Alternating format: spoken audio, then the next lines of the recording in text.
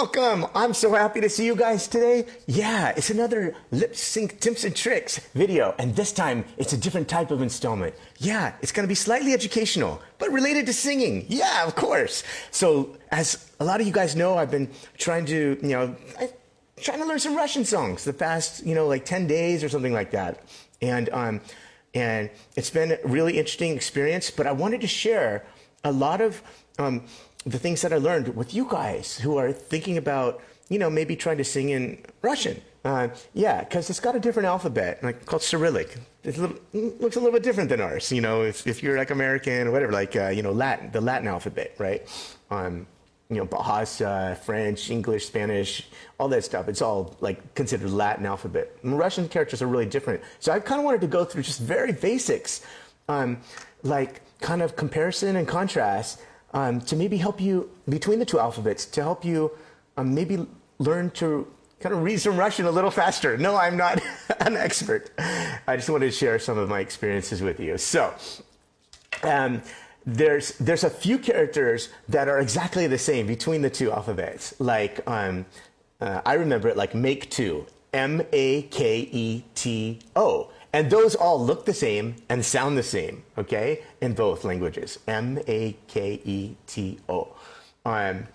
Now, and then, so we're going to go through like A to Z. They kind of still have all the same sort of sounds and some sort of slightly different ones. So we're going to try to make it really easy for you in a way. So A, like I said, is the same. The B, okay, B, like, when you read their B, it actually sounds like a V, almost like Filipino or something, or maybe even Spanish. So, like, Victor, right, would be actually spelled with a B. But the B sound, if they actually want to say the B sound, it looks like the letter, kind of like the letter six, like the number 6. It looks more like a small B, but more like a 6, kind of rounded at the top. That's a B, as opposed to va. And so it's really odd because it's like counterintuitive. The capital B or just even a small regular looking B is actually pronounced like a V. But if you want to pronounce a B, an actual B, like Brad or boy, it looks more like a 6 on their characters. Okay, so we've done A, B, now C.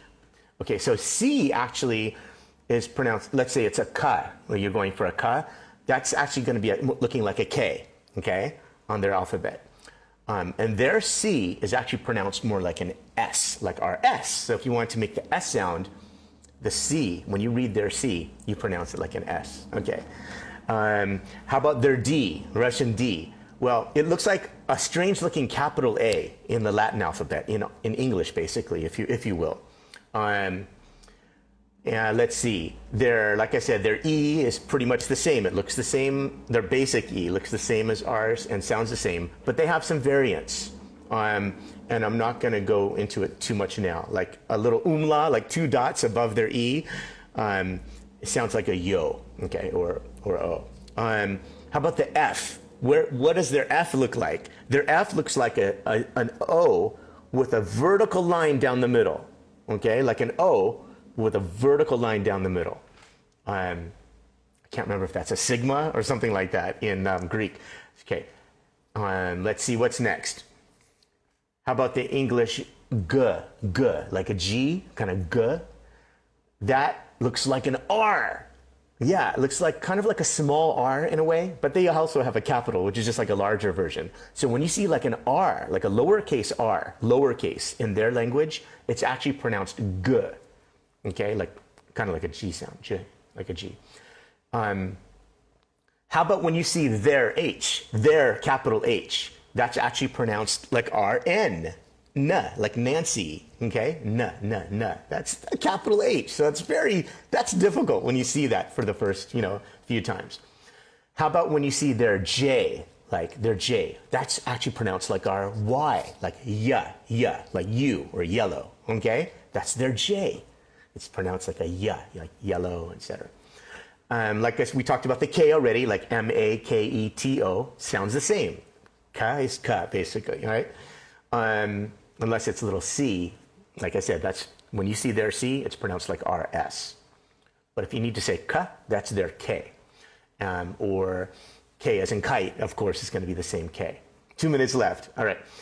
Now they have like a lowercase n. They have two versions. One with a little kind of curve at the bottom. And when you see that, it's actually pronounced L, like as in love. La, la, la. So it's an N like this. And then it goes up, down, and over. Okay. But without the little curve at the start, that lowercase n, if you will, is actually pronounced P. Really crazy, right? All right. And how about, they have a, we talked about the capital M basically, or, which is basically the same as us. And what about, they have a symbol which is like a capital N, but it's flipped horizontally. Yeah, it's flipped. I think it's horizontal. Yeah, it's flipped horizontally, and that's pronounced E. E. It's very odd, but if you can remember that, that helps a lot. And then they have another one. It's the same exact symbol we just talked about. The capital N flipped horizontally, but with an umlaut. I mean, excuse me, with a, there's an inflection. It's like a cedilla. I think it's called, no, it's the one that goes like this. What do you call that symbol? Like that? A little wave above the inverted capital N, and that's pronounced ya, okay? As in like oyster or like soy, like I think like oi. The O we said is the same. We did the N already. There, what they see is like when we read their lowercase n in a sense without the little curve, that is a P. We talked about that. And how about when you see their letter P? It's an R. Yeah. So like the word for Russian starts with a P, but it's a ra, right? A backwards capital R is pronounced ya, like yummy. And there's a few others we can talk about. I might do a second video real quick just to finish this one off. Yeah, part 2 of 2. Thanks.